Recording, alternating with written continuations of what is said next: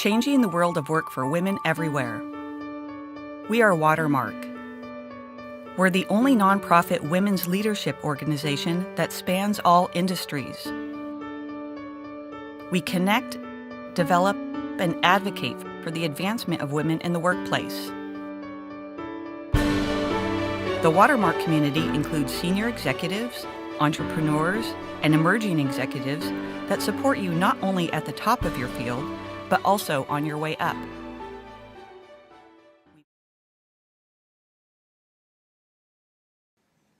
All right, what's one question that you might ask?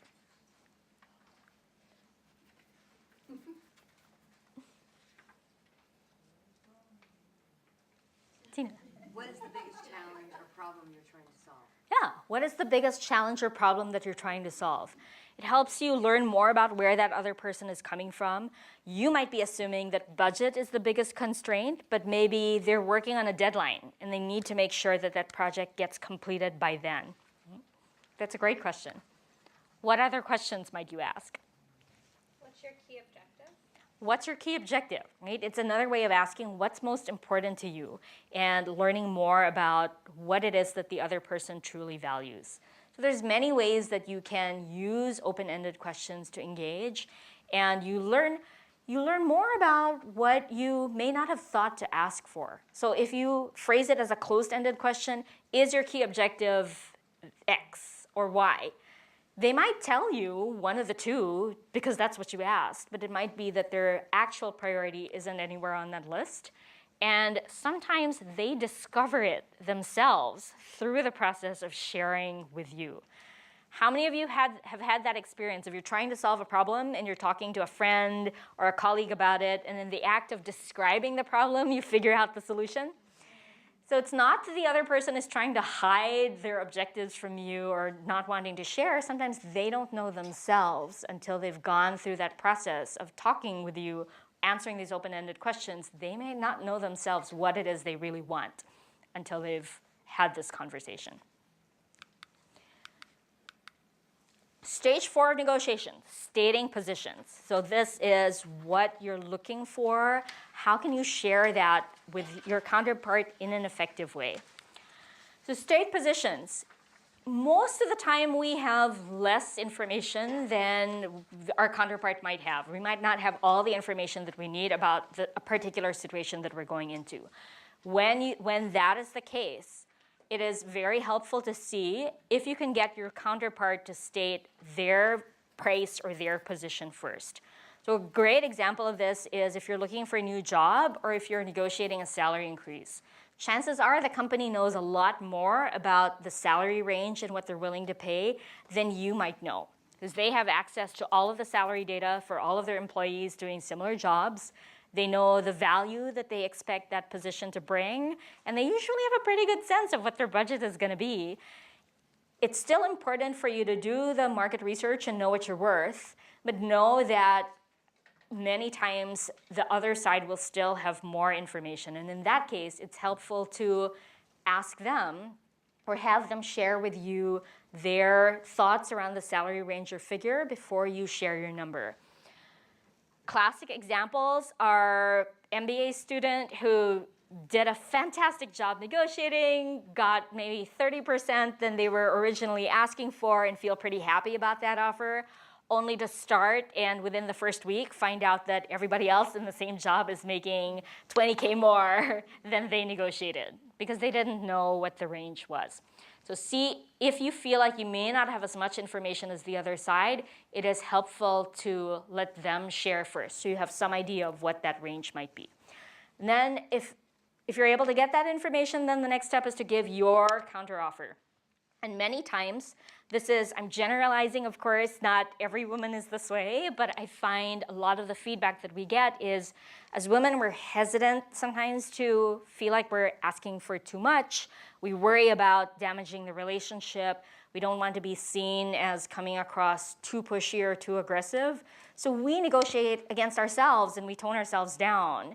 And we ask for less than we think we might deserve as an easy start. So challenge yourself. If you think that's likely to happen to you, see if you can, when you make your counteroffer, give the highest salary that you feel you can justify, give the lowest price that you think you might be comfortable with. And for most people, going outside of our comfort range is something that we could stand to do a little bit more of, right? Most of us are too far in that comfort zone and would really benefit from stretching that a little bit. Do not practice this for the very first time at your high stakes promotion discussion. Start small. Go to the farmer's market and 20 minutes before closing, see if you can practice stating a price that normally would make you think this is crazy, there's no way that they would ever agree. Just try it and see what happens. Worst case, they say no, and you walk around the farmer's market and then sheepishly come back and say, okay, I'll pay your price. What's the price of a little embarrassment for picking up a new skill and learning how to be comfortable? So you can set this as a challenge for yourself. How many no's can you get? Can you get 10 no's? Can you get 20 no's? It is harder than you think. Because when you ask, many times people will surprisingly say yes to you. They'll go out of their way to find a way to help. So get comfortable with giving an offer or a counter offer that is outside the range that you might naturally start with. I wonder if there are circumstances where you want to propose the price first, because it sounded like from what you're saying, the reason to get the counterparty to say their price first is because you're still data collecting, and so using that information as a point to determine what reasonably can you come back with. And so if there are other ways in which you can collect that information, it might make more sense to first propose a price. And Yes. therefore you're kind of controlling that range. Yes, that's right. So the question was, are there ever situations where it's better for you to propose the price first?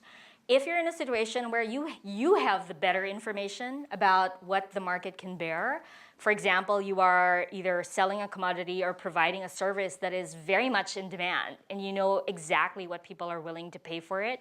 And for example, it might be a premium service, so you want to start high and set that expectation right out of the gate. And that can pull people all the way to their upper limit when you start with that high anchor.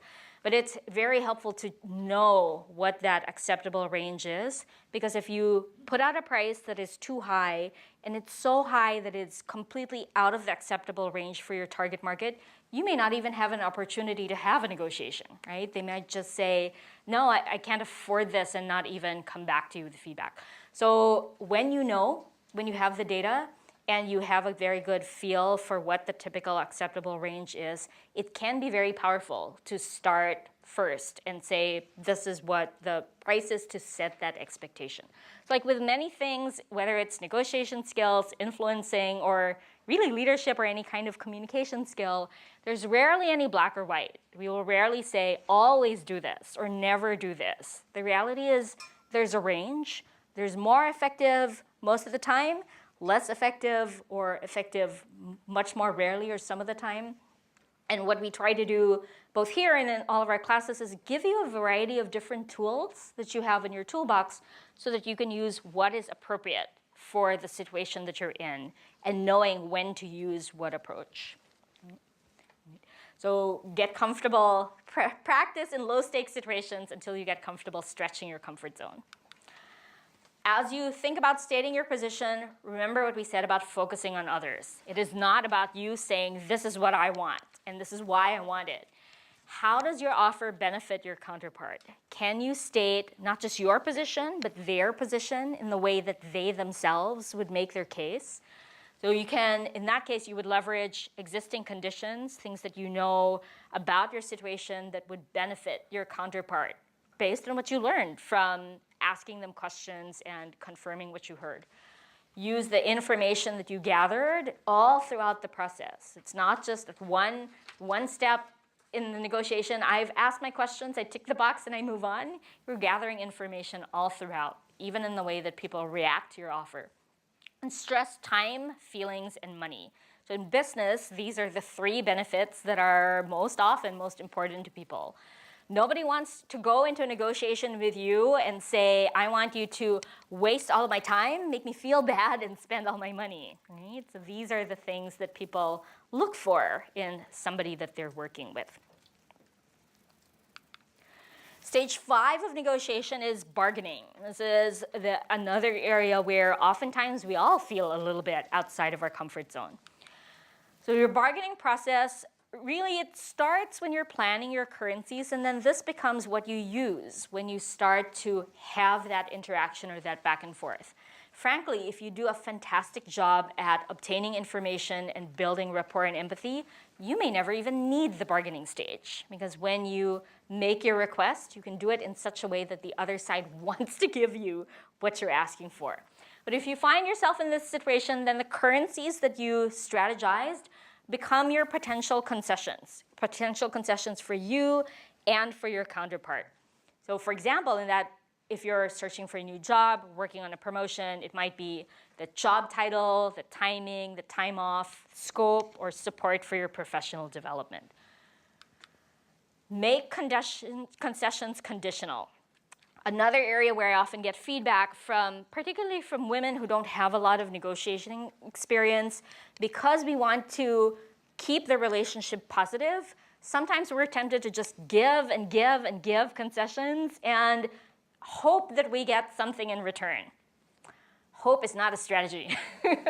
So one way that you can teach yourself to be able to get something back for the concessions that you give is to use language that is conditional.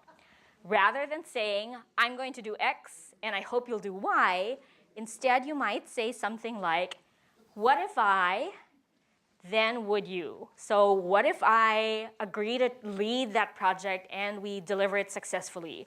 Would you feel comfortable being able to promote me on the timing that we talked about?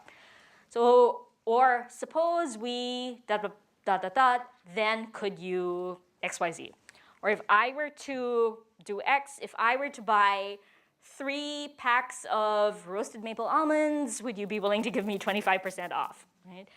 And when you say it this way, it's very clear to your counterpart that they are expected to give you something back in return, and you haven't committed to do whatever it was that you offered. You put it out there as a thought, but you haven't locked yourself into doing it. Right? So if I say, if I were to buy 3 packs of maple roasted almonds, I haven't said I am definitely buying 3. Right? So that keeps your leverage and your negotiating power as you explore the different potential outcomes that you might have. So if this is something that you haven't often done, this might be a good thing to practice in the coming week. Again, find a low-stakes situation and practice there. My husband is here tonight. He's helping sell copies of our book. And these are, when you're at home and you're trading off chores, these are another great ways to practice concessions that are conditional, right? If I take care of the laundry, will you manage the dishes, right? Or if I drive on this trip, will you pick the restaurant, right? So these are small, easy ways to get in the habit of getting comfortable with using conditional language. Stage 6 of negotiation, where we would all like to get to, is agreement. And although I say it's stage 6, it's really just the beginning of the next phase, which is implementing what you agreed on. So for this first cycle, which is negotiating and getting to that first agreement, you want to end on a positive note. Ideally, you'd like both sides to feel that they're better off as a result of the deal. Because remember, having no deal is better than being stuck with a bad deal. You want each party to feel that they were treated fairly throughout the process. And you want to be able to carry out the agreement successfully. It means nothing if you both agreed and maybe even signed a document if afterwards it falls apart because somebody feels they were strong-armed into it or they feel that they were pressured to commit to something that they can't deliver in the end. So when you make an agreement, you want to make sure that it holds up and that you are able to successfully get it implemented. You want to be in a place where you would negotiate with your counterpart again. You would feel positive about working with that person again. It doesn't mean you gave them everything that they wanted, right? They can respect you and have a good working relationship with you, even if they didn't get everything that they asked for. You would work with your counterpart again. It is very rare that we work with a person just one time in our entire lives or in our career.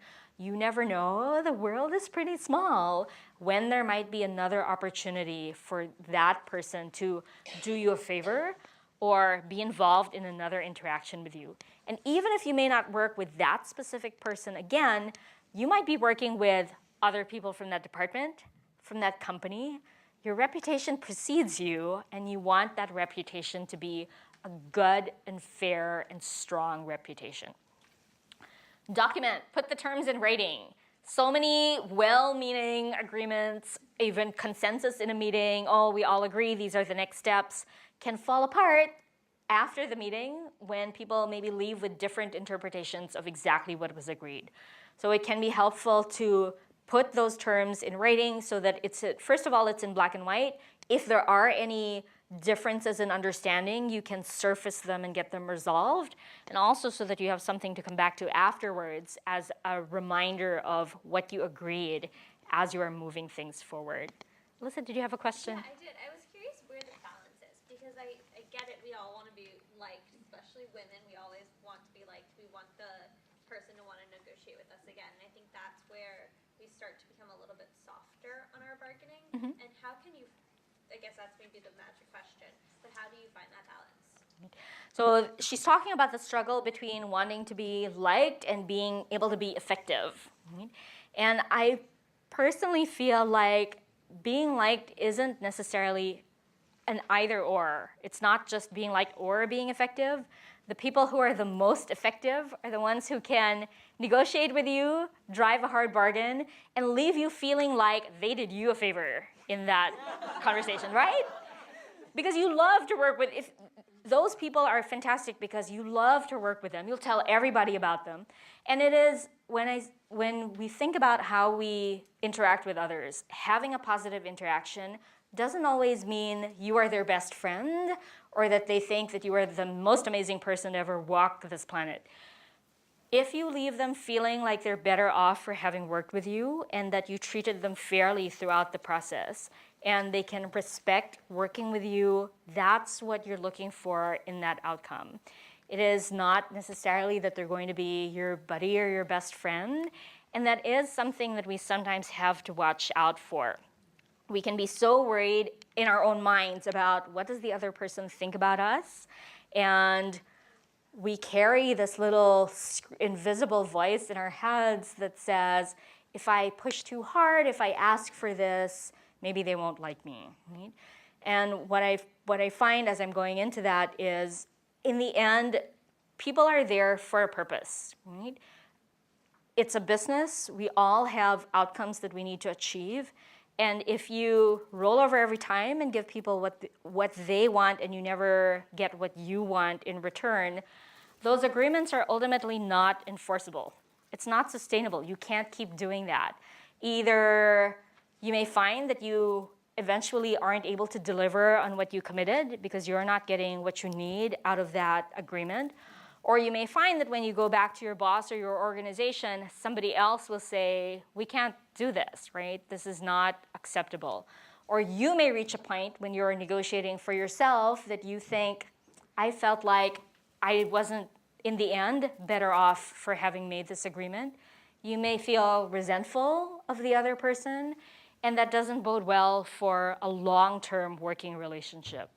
So it's easy in the moment to try to smooth things over and think, oh, everything is smiles and butterflies, but it is not what helps you in the long term. So just keeping that balance in mind can be good for making sure that you don't go too far off in one direction. So the agreement is just the start. You want an agreement or a consensus that is enforceable, that can be carried out and can be implemented, and that people feel good about putting into practice when you leave the negotiating table. To set goals and close. In a moment, I will wrap it up. I'll have you set some goals for yourself individually, and then we'll open up for more Q&A as a group. What have you learned? We touched on a whole span of many different topics. As I said, we sort of crammed the overview of a whole day into the space of about 55 minutes. What's one thing that you learned in this session that you can take away and use? What's the most helpful insight that you heard? The importance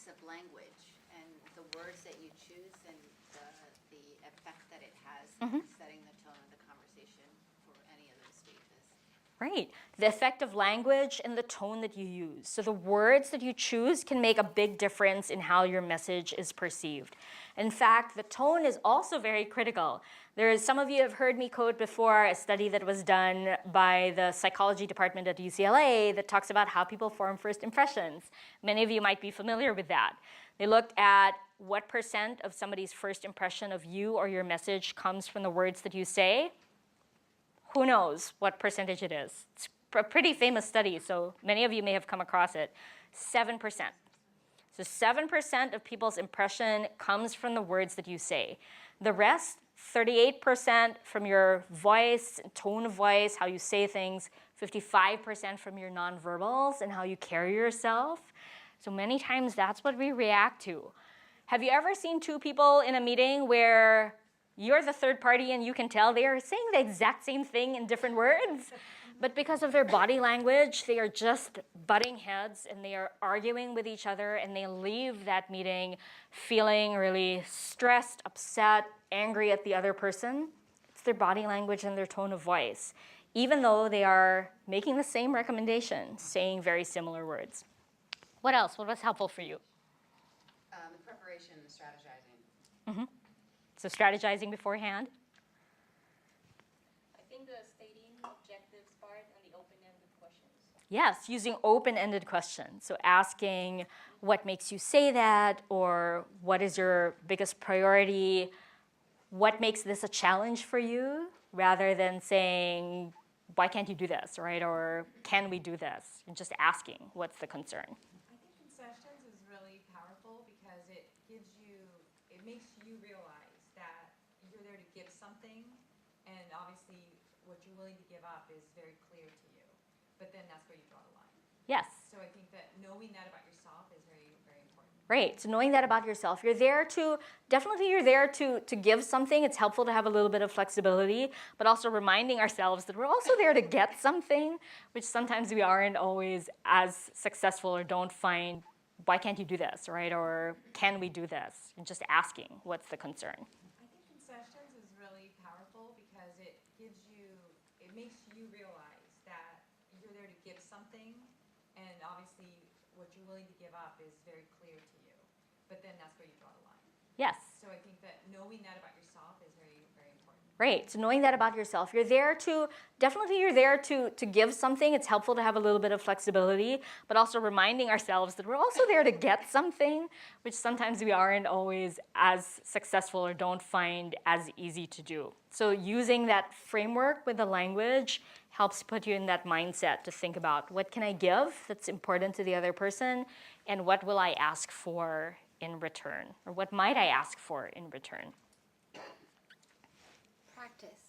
Practice. We forget that practice is so important in business. We do it when we train to run a marathon or when we train to do a yoga pose or whatever, and we forget that in business we also need to practice. Exactly. In low stakes situations. Right. Practice is critical. Any soft skill, any communication skill, practice is so critical. Because I can stand here and share all the concepts and all the theory with you. I can point you to some really great books, which are a fantastic read. And you could spend all your time reading those books and still leave not a much more effective negotiator than you were when you started.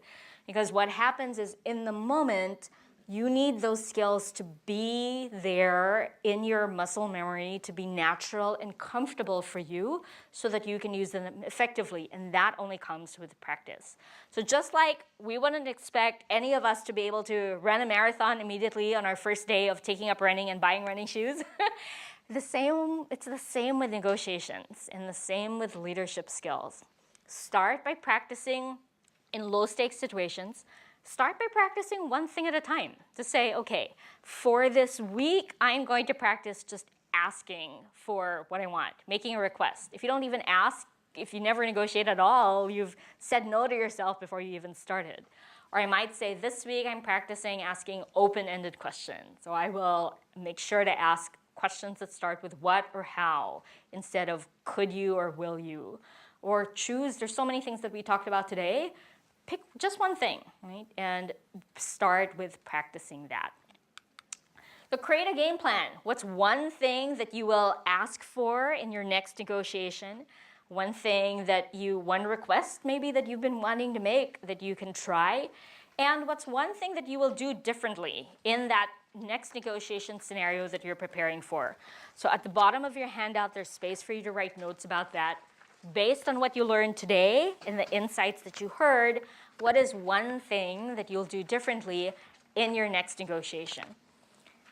And you can use that blue focus on others card that we passed out to remind you in those moments what questions you might ask or what might be helpful. I have a couple of clients who carry that card around in their wallet and sometimes have seen me at an event and have said, Ching, I need a new business card because I've been carrying this around for 2 years and it's kind of beat up. So because they use it in conversations. And I have a friend who has it taped to her monitor or pinned at their cubicle. So these are helpful questions to ask. One thing that you will do differently. Ching, I have a question for you. Yes, Mary. The traffic here in the Bay Area is, as you know, off the wall. So much of our communication is over the telephone and over email. What's your view on that when you're trying to do a negotiation?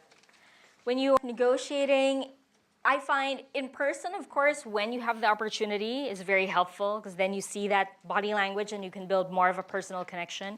If you can't do that, I would go to the phone next as the best choice because it's still interactive and it gives you an opportunity to learn more about the other person and what they're looking for. Email is tough, and the reason I say that is because there is a limited amount of exploring and obtaining information that you can effectively do in email. And sometimes, some of us have a habit of getting way too much in our own head and write this long email that is, okay, if you would do X, then here's what I might do, and then here's the next thing that might happen after that. And it's just too much information, and it may be going down the wrong path. Because if your first assumption at the very beginning is not correct, then that whole email just makes the other person think she doesn't get it. Right? So when you can, if you can't meet in person, pick up the phone or see if they'll meet you on Skype or WebEx or Zoom. We have so many technologies available to us today. If you can see the other person, that is always helpful. Bindu. Hi, Ching. My name is Bindu. I'm at Juniper Network. So I work with new college grads as well as our senior leaders. And one of the things that I like that you indicated, number 3, was setting the climate. However, what I've observed and just heard from personal experiences is that sometimes people are so emotional in that moment, they can't get that voice out of their head, or they start to get nervous, and setting the climate doesn't come across as the way they practice. So what's your recommendation or tips in terms of how to kind of walk themselves down that ladder? You're going to say this is too simplistic, but my number one answer is more practice. More practice is helpful to make things become more natural. And the more important the conversation, the more practice you need. So if you are negotiating a $100 million contract or a promotion that's really important to you, don't let your meeting with your boss be the first time that those words leave your mouth. And also, don't let that conversation with that person be the first touch point that you have with them. Right? The more interactions you can have with that person beforehand, it helps to build the rapport and it helps you remove your own fear about working with that person or speaking with them. You may not always have the opportunity to do it, but try and find every opportunity that you can, right, to get yourself immersed, and that will help to take away some of the fear. What else would be helpful? Going back to the climate, setting the tone and climate, what if you go into a negotiation with a partner or a collaborator that said, I needed to have it at this price or else the deals are off. So how would you approach that kind of tone or that kind of climate that was set up front with them coming into the negotiation? So when you're working with somebody who says, I need to have it at this price or the deal is off, is that person on your side or the other side? Because it can happen both ways, right? Yeah, it's like our colleague in the local region or that salesperson representing that client coming to the negotiation at that table.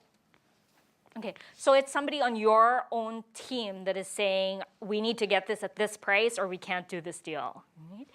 One place that I would start, of course, every situation is a little bit different, but one place I might start is by asking, what makes you say that? And way before you go into the client meeting together, right, to ask, what makes you say that? And that will tell you a little bit more about what is driving that need, and depending on what they say, you might respond a little bit differently. So for example, it might be that that salesperson has a quota that they need to meet. It's end of quarter. If they don't make that deal at that number, they won't get their bonus. So that might be one motivation. Another motivation might be they are doing another deal with the same client, and if they offer a lower price here, then they have to offer that same price on the other side. So the more you can learn about why they have that need, then you can figure out the appropriate way to deal with it. One question that came up, I taught this workshop at one of the tech companies in San Jose last Monday. One of the questions that came up was, what if there's somebody on the other side who is just being a jerk? No matter what I put in front of him, no matter how reasonable the solution is, he is just shooting it down and pushing back and just being impossible to deal with. No amount of facts or logical reasoning is going to get this person over to my side. And I said, yes, many times it's not about what is logically the best solution. There's a big emotional component to it as well. And what that tells me is if the person is reacting that way and they are shooting down solutions that seem like they would be rational for both of us, is I haven't gotten to what they really want. And what this person maybe wants is a sense of control over what is happening. The sense that they are the decision maker in making the choices. And if I know that, then I can figure out, how do I help them feel like they have that control? What can I do to help them feel like they are driving this deal, that they can take the credit for making it happen? And that becomes one of the currencies that I can offer. I can make the other person help them feel good about the role that they're playing in this deal. So knowing that, and that kind of stuff you won't find out by straight out asking them, right? Many times it comes from observing their body language and being able to really put yourself in the other person's shoes so that you can figure out how to move forward. Maybe one last question and then we'll wrap and turn over to Marlene. Okay, maybe one from here and one from here. Well, I think my question is similar to that one. What if you come to the negotiation table with a collaborative approach, and the person you're negotiating with comes with a competitive approach? How do you level set that, I guess, or change the style of the other negotiator? Right. So what if you come to a negotiation with a collaborative approach, and the other person comes with a very competitive approach? Every person is a little bit different, but sometimes when that happens, coming back to currencies, some people want their negotiation to be competitive. They feel like they haven't won unless they've squeezed every last concession out of the other person.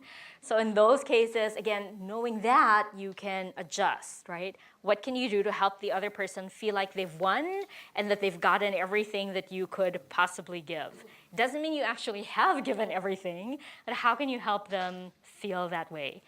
So think about applying for a job or buying a car. If you go to have the conversation with your hiring manager and you put your salary number out there, I'm just going to make it up. Let's say you want $195K and the hiring manager says, sure, no problem. How does that make you feel? I should have asked for more, right? So sometimes just knowing that, then you can plan appropriately. Don't give everything right away because the other person needs to feel like they got it out of you. Right? So that might be one way to handle somebody who's approaching it in that very competitive style. So some of it is knowing who your audience is. And another one of the things that we do, I know it might sound like I'm talking a lot about the full day class, but one of the things that we do in our influencing skills workshop and negotiation skills is we have a 4-style quadrant of different communication styles, different negotiating styles. How do you work with people who are a very different style from you? How do you flex more effectively to that other style? One last question on this side. So, like in a salary negotiation, bringing up things like, I know people make more than me, or market values this, or other things like if you were going to negotiate rent, which I know wouldn't happen around here, saying like I'm a great tenant, or we didn't really talk about bringing up things like that. Is it because it's a bad idea, or should you do that during the bargaining stage? So those are some of the existing conditions, or in some cases there might be currencies that you can offer. So for example, you being a great tenant is an existing condition that would make a landlord, most landlords, feel pretty positively about you. And if you know that you've been a great tenant, then you might come prepared with letters of recommendation from your former landlords, maybe pictures showing the state in which you left your last apartment, or if you know that your landlord or the seller of the home cares a lot about family, maybe their kids grew up in that house and they feel very emotional about it, then you might come with a picture of your kids and a letter and talking about how you're excited to be putting down roots and finding a forever home. So depending on how much you've learned about the other person, and also how much you know in general, landlords always appreciate good tenants, right? What are some of the things that people are universally looking for that can help you come prepared as you share your position and as you start offering concessions or pointing things out, the best way to introduce what is most relevant to that person. So you don't want to spend time offering things that the other person doesn't care about. It just may make them feel that you don't understand them. So it's helpful to know first, obtain as much information as you can, and then based on what you've learned, introduce what's relevant from the currencies and existing conditions. So thank you all very much for your engagement and the interactive discussion. I really appreciated that. I'd encourage all of you to connect with me. My email address is up here, and it's also on the handout that you have. Find me on LinkedIn. I'm easy to find because I'm the only person on LinkedIn with this name. So if you search for Ching Valdezco, you will definitely find me. And if you'll mention that you were at the Watermark negotiations talk, then I'll know to accept your LinkedIn request. And also I would encourage, for the folks who are in the South Bay, I'm teaching the full day version of our influencing skills class on April 25 in Santa Clara, near Great America, so near where 101 and 237 come together. So if it would be helpful for you to learn more about influencing styles, and more importantly, to get some practice with a real life scenario, we'll ask you to each bring what's a business scenario that you're working through, maybe a tough meeting that you have coming up. You will actually role play that conversation with a partner, and then you'll get some feedback from me and from the rest of the group, and you will get to see yourself on video so that you can see the impact of your body language and how that might be affecting how the other person is reacting to you. And so I'll share that there. The other reference that might be helpful, we all have different learning styles. Some people learn by listening. Some people learn by talking things through. For those of us who learn by reading a book and going back to it repeatedly until it sinks in, I can recommend for sure Chris Voss's book, which is called Never Split the Difference. And then outside, my husband's at the table with a book that our firm has written and published called Simply Said, Communicating Better at Work and Beyond. So that is also very helpful and contains some great examples of language that you can use to change things from very me-focused to how might somebody else say it. So a very quick example of that, if you'll allow me before we close. If you are a manager, you're leading a team, you inspire and motivate others, your challenge is how do you get other people to want to follow your vision? Because many times you can't force them to, right? So how might you use that focused on others' language? So instead of saying something like, I believe in hard work, which is really still in the end about me, I might say something like, you want a leader who works as hard as you do. Who is that about? It's about the other person, right? Or if I say, I want us to be known as the best structured finance team in the country, or I want us to be known as the best structured accounting firm in the country. Who is that about? Also about me. So I could say, you want to be part of a nationally respected and recognized team, right? That makes it, what can you do to make it about the other person? With that, thank you all very much for your time today, and I'll